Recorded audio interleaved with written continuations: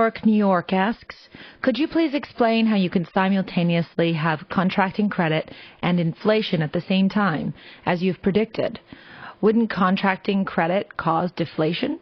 Well, what happens is, as loans are defaulted on, or credit lines are eliminated so that credit disappears, you have the Federal Reserve coming in and creating new money.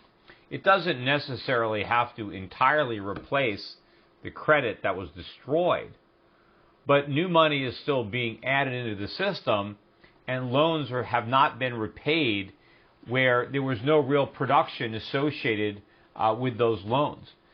They weren't able to repay the debt.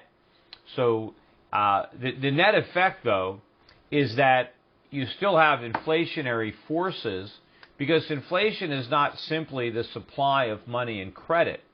And yes, money is expanding as credit is contracting, but it also has to do with the supply and demand of goods, or rather the supply of goods, because it's both supply and demand. So it's the supply of money and the supply of goods in the economy that are going to determine price, and also the confidence in that money and the velocity of the money. And what I think is going to be happening is, as the U.S. economy is contracting, as debts are going into default, and as the Fed is printing up money, that the money is not going to be desirable. The dollar is going to lose value. Prices are going to rise because goods are not going to be imported into the United States, because the dollar will not give Americans enough purchasing power. So the supply of goods for sale is going to be depleting, and therefore the price of those goods that Americans have to pay will be rising. So it's still an inflationary environment. Yes, if the Federal Reserve did the right thing, then we would experience a contraction in prices.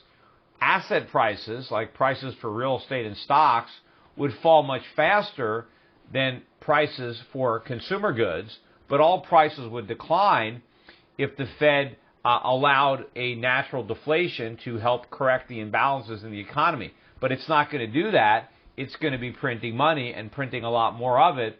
And so I ultimately expect all prices to rise, but I expect consumer prices to rise much faster than asset prices, which would be stock prices or real estate prices.